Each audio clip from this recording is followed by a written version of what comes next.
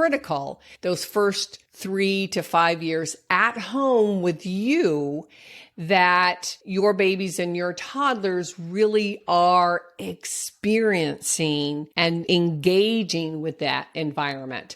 And so I just want to put a word of caution here, because I think both parents and many, many early educational professionals make a mistake by emphasizing the wrong kinds of words. And what I mean by this is that we might... Hello, and welcome to Talking Toddlers, where I share more than just tips and tricks on how to reduce tantrums or build your toddler's vocabulary. We're going to cover all of that, but here, our goal is to develop clarity, because in this modern world, it's truly overwhelming. This podcast is about empowering moms to know the difference between fact and fiction, to never give up, to tap into everyday activities so your child stays on track. He's not falling behind, he's thriving through your guidance. We know that true learning starts at home, so let's get started. Hello and welcome back. Today, we're going to continue the discussion on understanding spoken language and how to help your toddler really develop these skills with intention. We first started this last episode looking at the difference between hearing, listening, and understanding. And they really do have different meanings behind them, even though we interchange those words. But I can hear a person's voice, or I can hear an environmental sound, then I can actively listen for it to try to make sense of it, and then I can give it some understanding. And so those are different skills that your babies and toddlers learn over time with your guidance. Last week, I did give a basic outline of the anatomy of the ear, because I think it's important that we understand how all these parts fit together. And then I began to outline the specific aspects of what we refer to as auditory processing. Because like I said, we could hear something, we could actively listen for something, and then we can place meaning onto that. But the auditory processing system is really what happens when the brain perceives that information, and then how does that work, right? And so it's important as parents are playing with their babies and toddlers and preschoolers, because these skills develop for over years, but it's important to keep it in mind of all the different things that are happening in real time. So for example, there's a difference between auditory attention, right? Oh, I heard something that brought my attention to it. Maybe that's daddy's voice, or maybe that's my older brother. And then there are different aspects of auditory memory. Somebody starts singing a song. Oh, I remember that. The wheels on the bus go round and round. And then there are elements or aspects called auditory figure ground. So if I'm all of a sudden brought into a party, there's lots of noise going on. Can I hear my mom or my dad or my grandma talk to me from across that room? Can I really pull out and differentiate all this background noise from something that I have to pay attention to and listen? So there are these auditory aspects that are really important that your son or daughter are practicing each and every day. So if you haven't listened to last week's episode, I believe it's number 81, you can go back and listen and get that broader perspective. It's not necessary that you listen to that before we talk about the milestones here, but it really together will really give you a fuller understanding of what's going on. Today, I want to dive deep into some specific milestones only for receptive language or understanding between that first birthday and that second birthday, because I want to be able to then contrast that with what the receptive language skills look like between the second birthday and the third birthday, because there are striking differences even within that 12-month period. And I think it's really important that we keep in mind what is developmentally appropriate for that 1.5-year-old versus that 2.5-year-old, or that brand new 2-year-old versus that brand new 3-year-old. And so to be able to contrast that and to really help work with you, in alignment with your son and daughter, to help nurture that so he or she feels successful, and you can really guide them through this processing system. So I will highlight a couple of my favorites just to give you an example. We can certainly come back later in other episodes to dive deeper into additional ones, but I think it's really important that we separate these different age groups and we really focus on receptive language or understanding, which is very different than expressive, and how they build upon each other and then really begin to merge. So my purpose is to demonstrate how much development is going on underneath the surface, right? Especially during these first 3 years, but you're laying that foundation in those first 12 months, right? From birth to that first birthday. And then things really start to move and shake, right? They're beginning to express themselves. At the same time, they're understanding more and more and more. And how does that happen, right? It's not just by accident.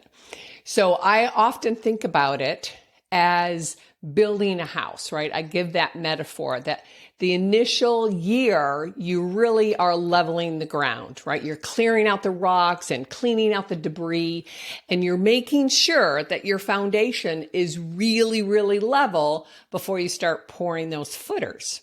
Because the structure that you build upon those footers has to be really, really solid.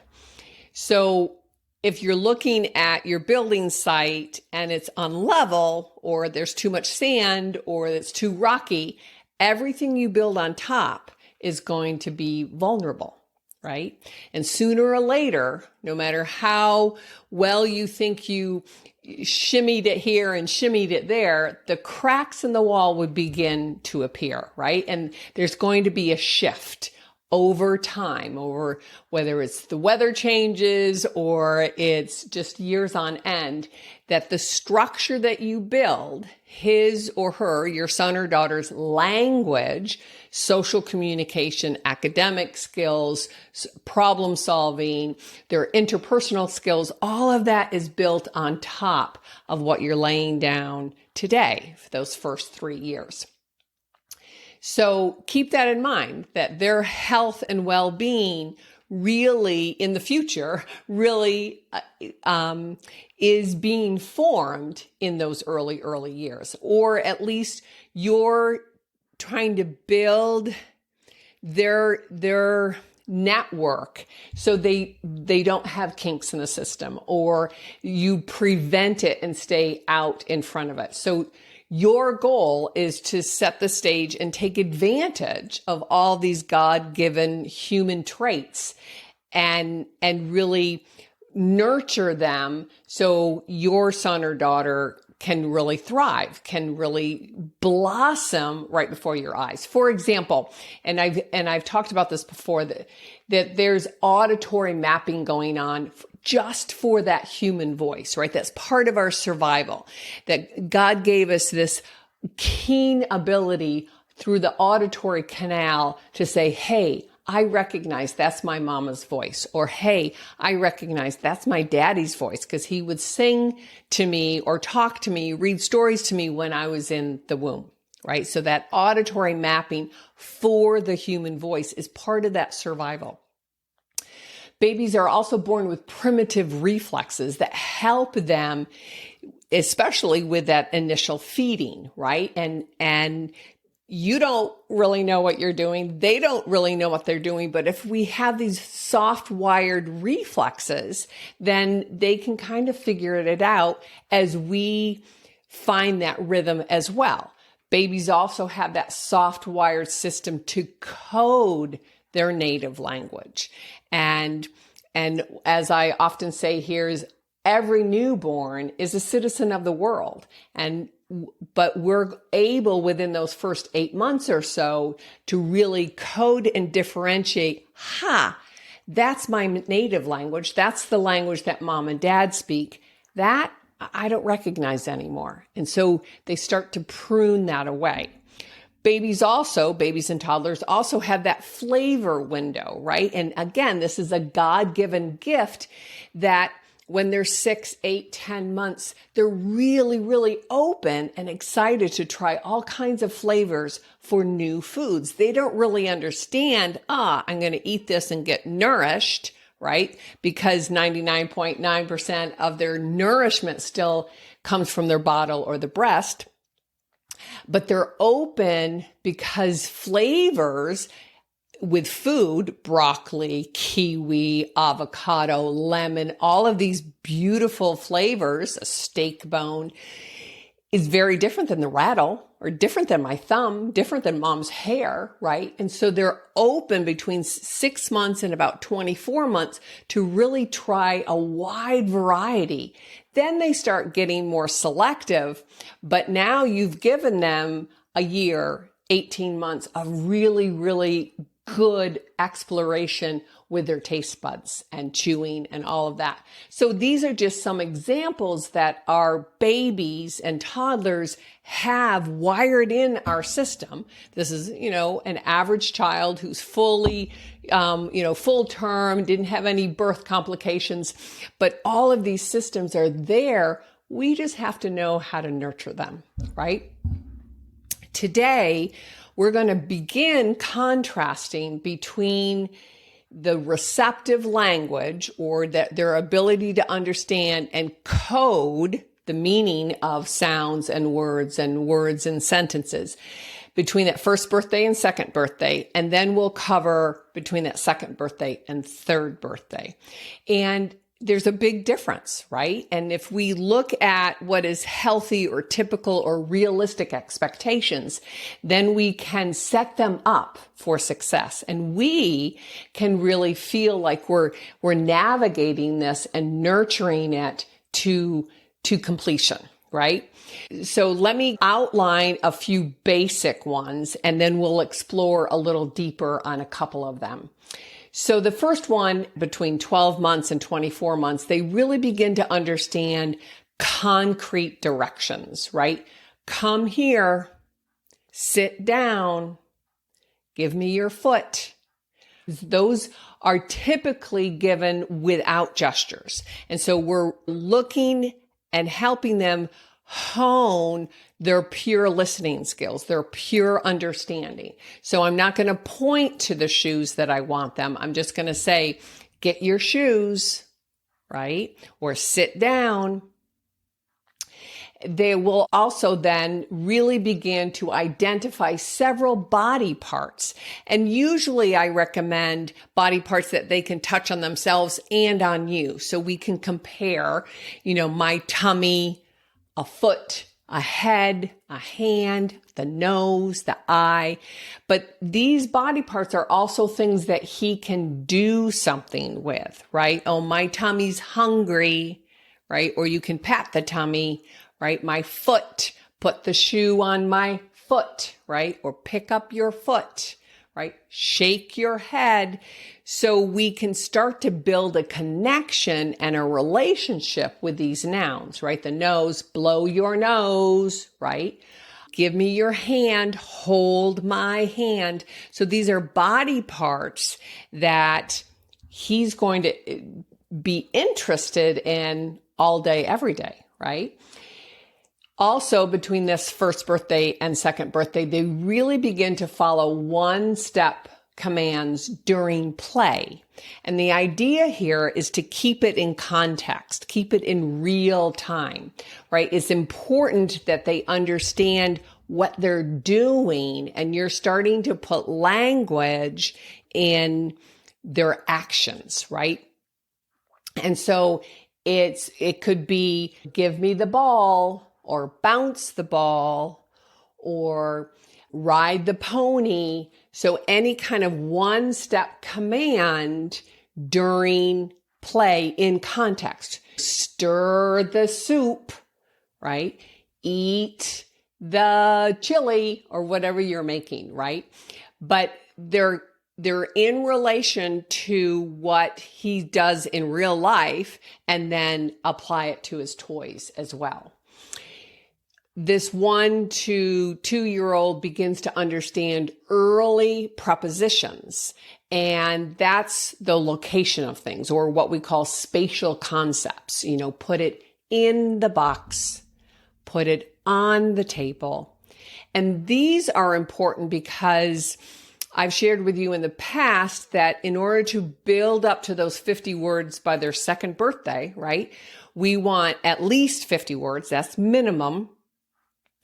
And we want words to come from different grammatical structures, right? We want the nouns like the tummy, the foot, right? The doggy, the boy, but we also want verbs and then prepositions to be able to put it in or put it on, put it under, over, all of those spatial concepts. Now, it's important as we proceed from that first birthday to the second birthday to that third birthday, because as the language load gets bigger, meaning it's not sit down, give me the doggy, right? We're going to become more complex in it. And these smaller units of words in, on, those articles, the prepositions, those are often lost in the stream if they don't have really good listening skills.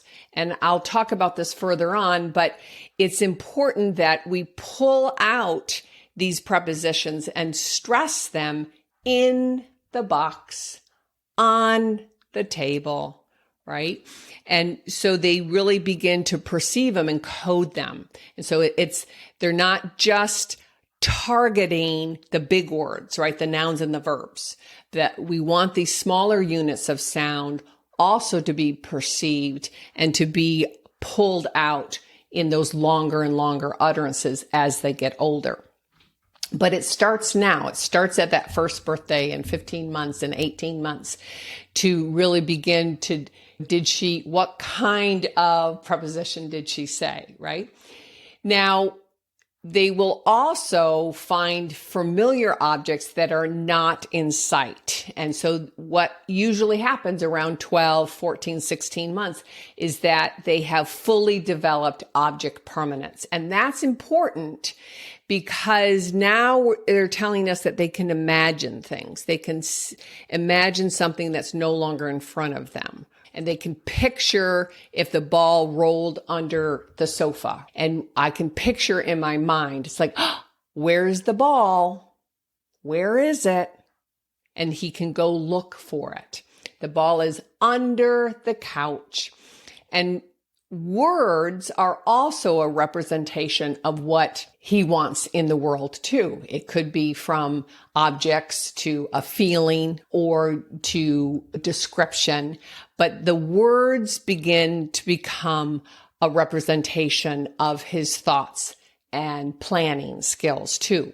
But it starts with that object permanence where they can begin to find objects that are not right in front of them. It's like, I wonder where your teddy bear went. Where's Teddy, right? And can he go and look for it? So also, you'll see that they'll begin to choose familiar objects from a group on request. And what this means is that it's more structured, right? And so say you have a little boy and an apple and a car, and, typically at this age, you try 3 items. If you're not sure, you can just put up 2, right? Here's a boy, here's an apple. Let's see here. Here's a truck, here's a piggy, right? And you can say, where's the piggy? Or you can put him on the table. These are familiar objects that he's been playing with, and then he has to listen with intention and then pick something out of the pool that you gave him, 2 or 3 or 4 objects, right? Now, if they're all animals, then that's a little closer in discrimination, meaning these are very different objects. But if I had a pig and a sheep and a horse, then I would say, well, where's the horse? And so those animals are in the same category. So that's a finer discrimination, and he has to think about it a little bit more. Later on, you can ask more complex ones. You could say, which one goes on the road? Right? So that's a much more complex question, right? Or you can have different objects and you can say, which one do I eat? Say you have an apple and a man and a car, right? Which one do I eat? Or you have these and say, who sleeps in the barn, right? So those are more sophisticated questions. Right now, between that first and that second birthday, you're going to give them the concrete ones. So show me the piggy. Where's the piggy? Right? It's also developing at this stage where they understand familiar action words. So these are all nouns, and now we want those familiar actions.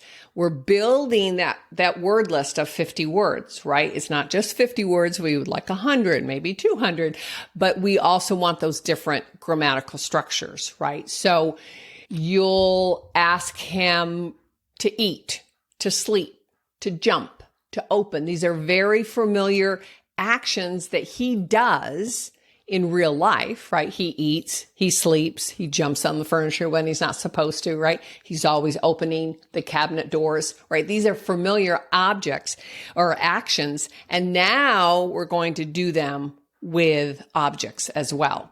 And so he begins to understand them during playtime. It's not that he's just exploring anymore. You're starting to nurture his play, that he does things on purpose with his toys.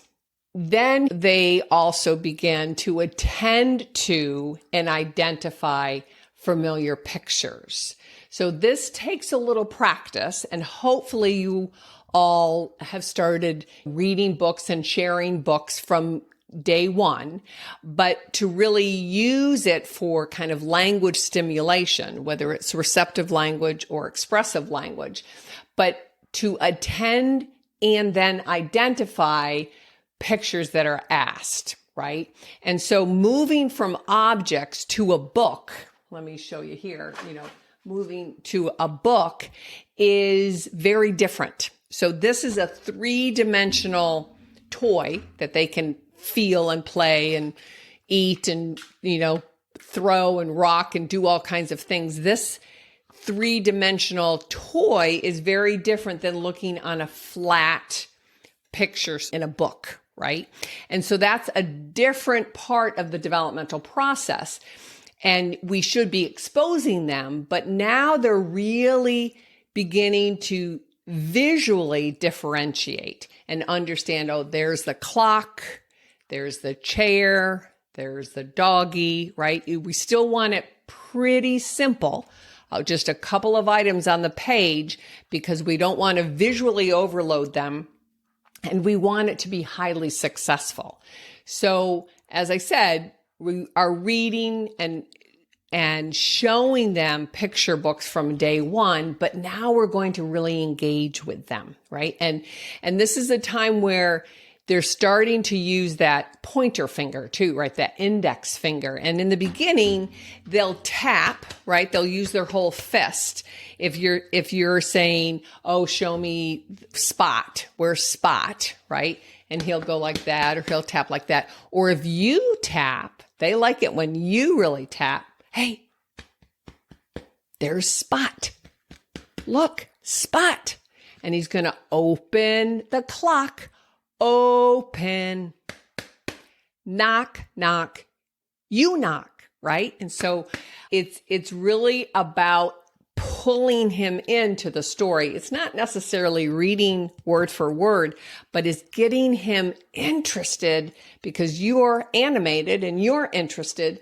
So you're really honing their auditory attention and then their auditory listening with intention, right? So it's attention and intention, but it's really building that connection with objects and books. So as he becomes more and more engaged with the books, then you'll really see that index finger and that purposeful pointing between 9 months is usually when they really kind of start, all the way through 15 months. And pointing, you can initiate by showing them that joint attention, right? You're pointing to something, maybe through a window, or you're up into the sky. Oh, look at the airplane, or look at the cloud, or look at the big tall building, right? And you're trying to share, that's what that joint attention is, that you're demonstrating by pointing.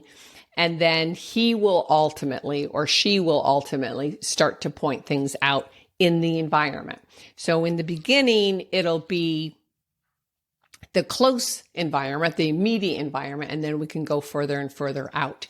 But that pointing, that isolating that index finger, is also part of that pincer grasp, where they can then pick up small bits of food and other tools and start to really pinch their index finger and their thumb together for the spoon and the fork and the crayon and the later on in the pencils. But it all starts with that manipulation of your indexes, which has been supported through tummy time. And, I'm always trying to connect the dots here, but it's really important to understand how that first year through tummy time, you're supporting their ability, their strength through their arm and their chest and their back and everything, but their hands on the ground will also strengthen and begin to isolate those indexes. So all of this is coming together, and between that first and second birthday, they're really trying to engage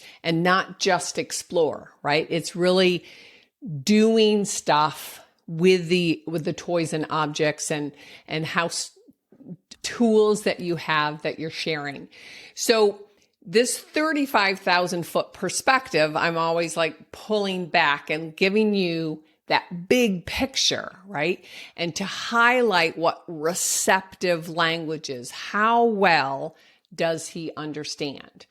And at this age, from that first birthday to second birthday especially, we really want to teach usable words to make it relevant to your child. And I stress this a lot. I just talked about the nouns and the verbs and what do you do with these animals, right?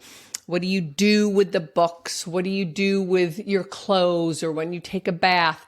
But it's all usable words, because as he or she is mapping, coding these sounds that make up the words and then the words into the short phrases, then they can do it, right? He's interpreting what you're saying. And so they're usable words, and then we teach by doing, right? By playing, by engaging. And I'm sure I've shared here in the past, but the brain really learns best through exploration and interaction with people. And that's how us humans are designed. And I know the last 10, 15 years or so, maybe even more than that, but there's always this discussion on how is a classroom designed, right? That whole experiential learning. And I think it really became popular back in the 1970s, even though we were all still kind of stuck at our desks and they were lined up in these rows. But I think, like all parenting, all kids, all school topics, we swing this pendulum from one far end to the other. And it's different in the classroom, but I think it's really important, critical, those first 3 to 5 years at home with you, that your babies and your toddlers really are experiencing and engaging with that environment. And so I just want to put a word of caution here, because I think both parents and many early educational professionals make a mistake by emphasizing the wrong kinds of words. And what I mean by this is that we might stress academic words, and those are shapes, colors, letters, and numbers. And you're thinking, well, no, those are kind of important, right? My child needs to know their colors. We call that rote learning, and it's really a list of insignificant, to tell you the truth, data points, especially at this age, these first couple of years, because there's very little understanding involved. They could memorize the colors and they can memorize the numbers and the letter names, but it's not really significant, right? It's kind of akin to when we were back in elementary school and we had to memorize math facts or science facts, right? It's adequately accepted in elementary school and middle school, but with a 1, 2, 3, 4, 5-year-old, that kind of rote learning is really not learning. It's just memorized. And I think we all get caught up on it because the toy industry and the commercialization is all about pushing educational material.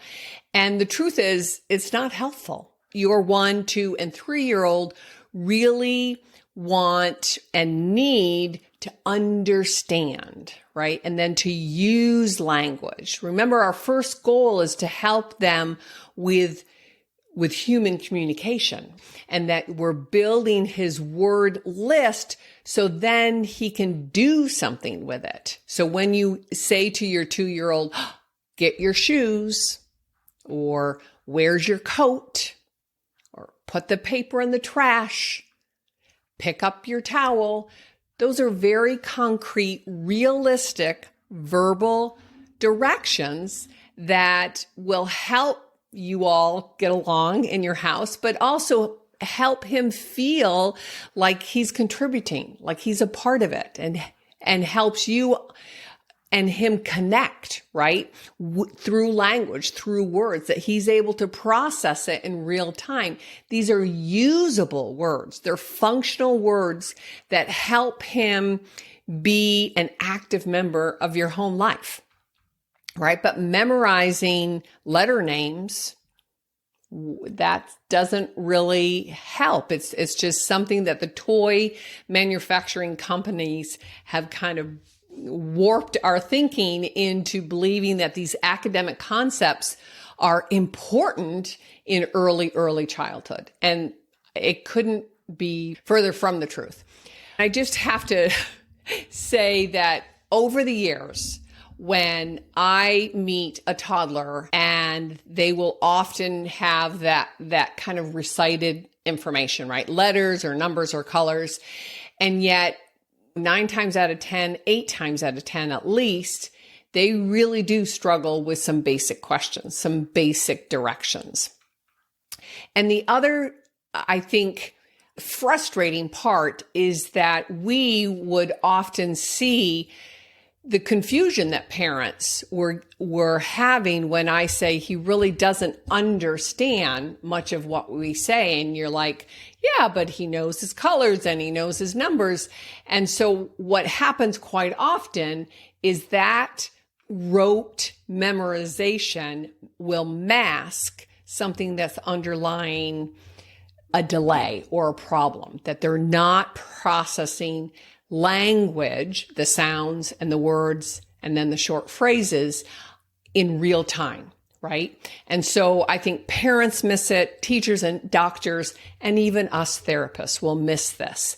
And so it's important to really get involved with their play and their everyday engagement, so then you can always be not assessing or testing, but gauging, where are they? And is he moving from these 50 words to 200 words to 500 words, right? And then the other side, I think what happens quite often is once your son or daughter will enter preschool or even kindergarten, that they know a lot of data, right? But they're not really engaged in the learning environment. And so then they get really misunderstood. They think that perhaps there's a behavioral problem, right? Because he's not following the directions like the other kids. Or perhaps they might assume that he has an attention problem because he doesn't respond to his name. Or that he might even have a social awkwardness problem because he's not playing with the toys. He's not trying to engage with the other kids. And yes, at 2, there's still parallel play, but they're interested in watching the other kids and trying things out. But quite often when kids are having even mild processing, language processing, and it could be receptive and expressive, then they're really getting lost in the shuffle. And I think it's important that we don't miss these clues. They're subtle, right? And quite often these young boys and girls are very gentle, right? They're gentle souls and they're trying to do their best, but they just can't linguistically, auditorily, and verbally keep up at the rate that their peers are just really exponentially growing and changing, right? So keep in mind that once your toddler is using phrases consistently, and that means all day, every day, that's somewhere around their 2nd birthday, with a minimum of those 50 words that cross all grammatical structures, which would be nouns and verbs, adjectives, pronouns, emotional words, other than happy and sad, right? You can also talk about being tired or being silly or being brave or excited, right? So there's a whole, plethora of possible words. And I do have a PDF, a list of common words that I have shared with parents over the years, and there'll be a link down there. But then, once you have all of that, then you can add those academic descriptions, right? Because then that colors it in even more, no pun intended, right? But you can say, give me the red ball, or give me the green cup, give me 2 eggs. I only want 2 eggs. Or I have 1 egg and you have 2 eggs, and we can compare the amount, right? Then it's starting to make sense. Or like, oh, let's put all the square blocks together, and you can start to sort things. But now they have a whole list of vocabulary words, and they're really consistently putting them together to communicate, right? And then you can start playing with things like, oh, your name starts with B, Ben, right? And so you're honing their auditory, their listening skills to not just a letter name, but then it's part of your whole proper name, and it's related to a sound. And sounds are so much more important than the letter names. And I promise you that that's a whole nother episode or 2 or 3, because it's that important to, in those first 3, 5, 6 years, to really play around with the sounds that these letters make and not just their letter names, right? And that's one of my favorite things to talk about and teach. But true listening helps them discriminate the sounds that they make in the words, right? It's not the letter name that's important, but what sounds do you hear in the word when we're ultimately getting them ready for breaking the code and learning how to read, right? But it all starts at 1 and 2 and 3 with the speech sounds, and then the language, right? Receptive language is listening, right? And discriminating. All of those auditory processing aspects I reviewed last week, and I do have a handout for that too. But these early years, 0 to 3, 0 to 4, are really the fodder for literacy, right? And I've shared this, I don't know, 1,000 or 2,000 times over the years, that the secret behind getting a child ready to break the code and become eager to learn how to read and write, 80% of it is auditory. learning how to read is not visual. It becomes visual once they become a decent, fluent reader, and they have to blend the sounds together to create that word. But in the beginning, 80% is sounding the words out, and you have to be able to hear the difference between B and G, right? The B versus the G. But it's in the beginning, it is not visual. But all of this ear training stuff that you're doing by singing nursery rhymes, by talking with them in a one-to-one kind of play setting, by reading books with them and playing around with following the leader and doing all kinds of wonderful play-based, language-rich activities are building their auditory system so they become a competent reader, right? Reading and writing are man-made skills. Talking and listening are hardwired, or at least soft-wired, and we have to finish that construction, right? So just keep that all in your mind, that you're really creating that foundation to build upon over the year after year after year, right? And everything we do in those first couple of years will either support that or it can hinder that. Yes, there are other variables involved, but what we do, laying this foundation, really can change the direction of future success, right? So toddlers with typically developing skills can understand simple directions while playing by 15 months of age, right? They can follow simple, concrete in real time. Push the button, stack the blocks, kiss the baby, pat the doggy, put it in the trash, close the door. These are all concrete one-step directives, right? And you're trying your best not to give them cues or hints. They're in context, and they have done most of these things with themselves, and now they're applying it to toys. Think function. Think, what do we do with these kinds of things? And later on, say closer to their third birthday, then we'll ask them more complex questions. What do you do with a brush?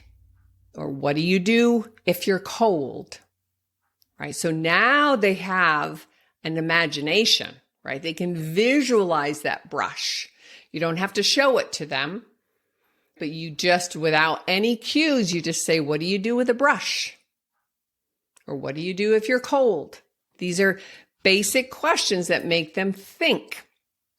They have to process what is being asked and then come up with an appropriate answer. But that's closer to the third birthday, 3.5 and 4. You can even ask big questions like, why do we wear shoes? And they'll think about it and they'll come up with some good answers. So your feet doesn't get dirty, or your feet don't get dirty, or so they don't get hot or sticky, or you don't cut your feet, or I don't like grass, I don't like sand. They'll come up with an appropriate response. But that's their third birthday and beyond. So your homework for this week would be to think of things that you do every day together, and then you start to rehearse them, right? Say your son or daughter likes to help put things in the trash can. And so you give them big directions all the time to throw this wrapper in the trash can, to throw this packaging in the trash can. And it's all honing their listening skills in real time. And it's not necessarily the next best step. That, say you're picking up, you say, and there's napkins over there. You say, oh, throw the napkin in the trash. It's sort of like off topic, because then ultimately you'll turn this around and you'll pick up, some trash and go, where does this go? Or you pick up a cup. Where does this go? Right? And so now you're pulling in his understanding and his imagination and attaching it to verbal communication. Now he has to answer you, right? But that's expressive and that's different. Today we're really kind of honing in on how do you build that understanding, because we have to build that first. So research really does suggest that it takes about, on average, 20 trials to hear a new word and to really master it. And then something happens after that second birthday. There's this thing called fast mapping. So once a child has about 50 or more words, this fast mapping happens in their whole linguistic system. And we'll talk about that in another episode. But at this stage, between that first birthday and that second birthday, it takes about 20 trials for them to really master that word that they're just learning, right? I just wanted to be able to lay this out and look at what's happening that first year, right? It was all about survival for mom and baby, those first 3-4 months. And then at 6 months, you're starting to introduce them to solid foods. He's, starting to scoot up on his belly and beginning to crawl. Things really, really move fast toward that first year, right? So then he's walking and he has a handful of words. And then between that first birthday and that second birthday, things really start to explode. So these highlights of receptive language, understanding really concrete direction, come here, sit down, give me your foot, or identifying body parts, following one-step directions during play that you can really then begin to expand upon, right? And be creative.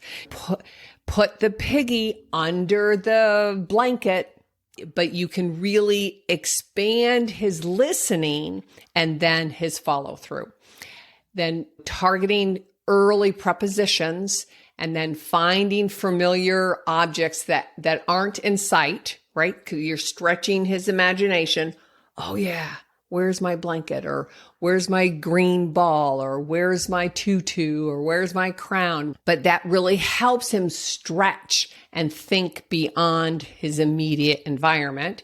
And then really identifying these are all familiar objects in a group, right? So now he's learning how to differentiate and compare and contrast in his mind, and really understanding familiar actions, that objects are different than actions, right?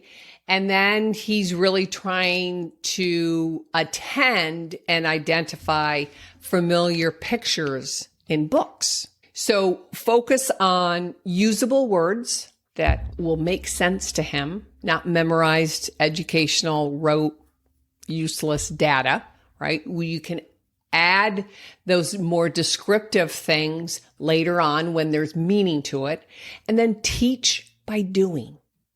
Do it in real time in activities in your day, whether you're eating or cleaning or washing or walking, right? And then play-based, right? He gets to rehearse his daily activities with his toys.